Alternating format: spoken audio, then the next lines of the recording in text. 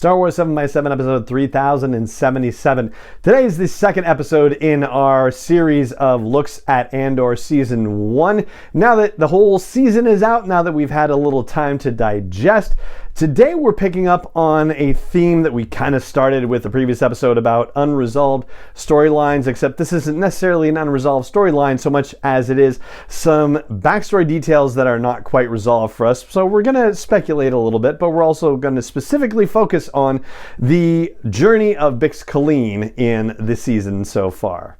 Punch it.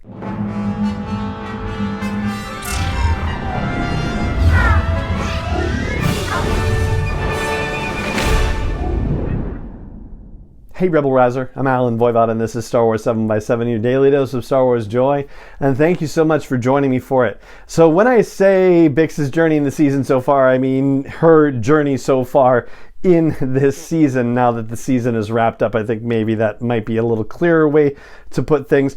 But let's look at what happened with Bix and also a little bit of the backstory. So there was a production document that had been released and published by Disney Online, which revealed that Bix Caleen's parents died and left her the Caleen Sal Yard. And so now she is running this salvage yard. So that's an interesting bit of backstory to get. I don't know if it technically counts as actual canon, if you will, the actual storytelling, since it wasn't said inside the Andor series, but I think it's fair to say that that's probably official backstory, at least as official as we can consider it. Now, her story is also tied into Salman Pak's story to some degree. Salman, of course, is the owner of the Repack Salvage Yard, which is the salvage yard where Bix goes to sneak in the back and use that fractal communications device to get in touch with Luthen. Salman himself was recruited by a woman. That's as much as we know about this person, but I think we're presuming it's Clea Markey.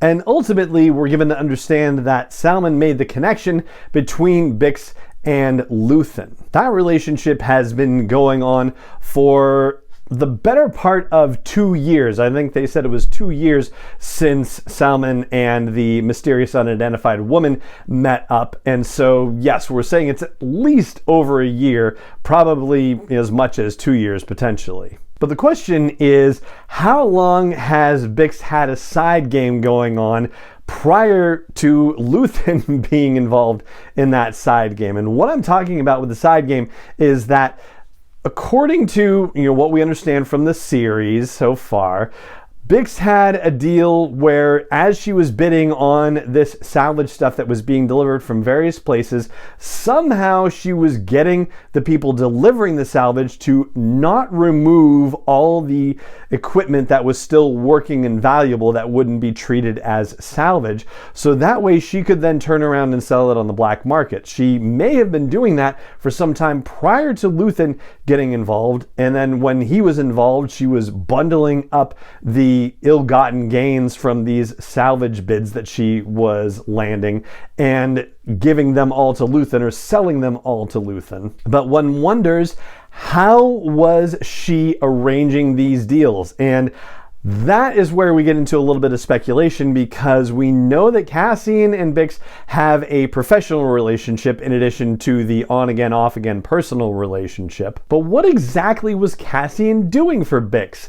It seems like the most reasonable answer is that as Bix was bidding on these various salvage jobs, Cassian may have been acting as her agent to go and meet with people to make the arrangements for equipment to not be pulled off of these ships. So that way, when it arrived at Ferrix, Bix would be able to retrieve all this equipment that should otherwise have been removed and then be able to bundle it up and sell it on the black market. And that black market could include Luthen Rail. That particular bit of speculation, supposition, would explain why Bix is particularly put out about Cassian having an untraceable NS9 Starpath device when she thinks that it's something that he held out from her. So why would she think that if he wasn't also involved in some of the other equipment that she was actually getting a hold of?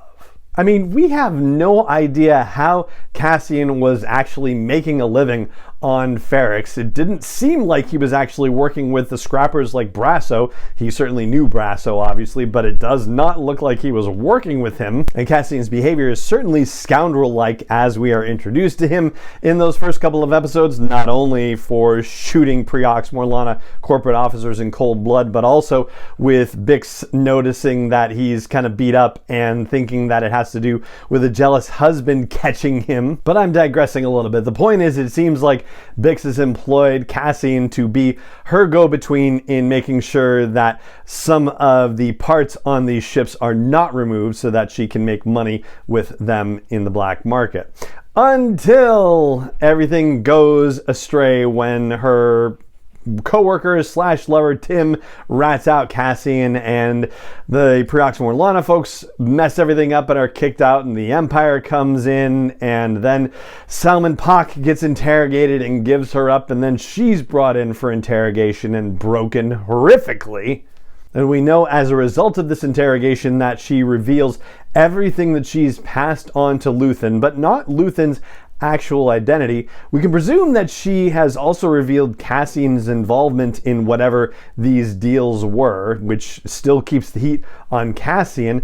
But what we don't know, frustratingly, is what she did when she was presented with the hologram of Anto Krieger, whether she falsely identified him as Axis, which was Miro's code name for Luthen Rail, or whether she said, no, that's definitely not him. I kind of want to jump to the conclusion that she did peg Krieger as Axis because of the tear falling down when she was faced with that situation. But yeah, we just don't know. We really don't know. Ultimately, though, there is hope for Bix in her rescue by Cassian, but not just from the rescue, but the fact that she seems to be coming back to herself by the end of season 1.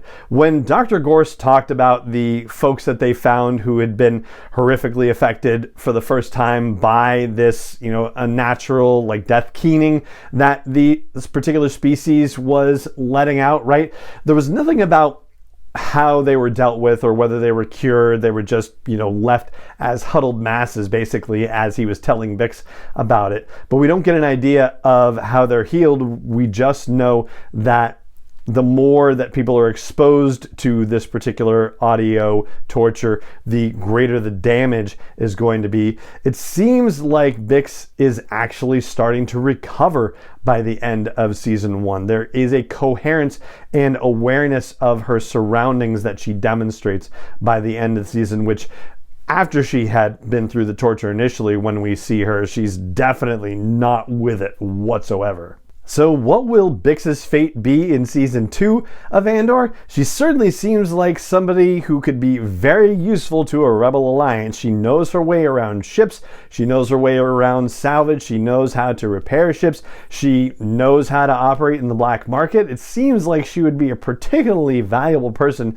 to have around if you were trying to build an active resistance to the Empire. She had no love for the Empire prior to the events of season 1 of Andor. Certainly she's got no love for it now. I can't imagine that she will want to be anywhere near the front lines per se, but yeah, she now is deeply invested in the cause, I think, and will be actively assisting in any way she can. And so that's what I've got for you about Bix Caleen as we look back at season 1 of the Andor series, and that is going to do it for this episode of the podcast. It just remains for me to say thank you so much for joining me for it, as always, and may the Force be with you wherever in the world you may be.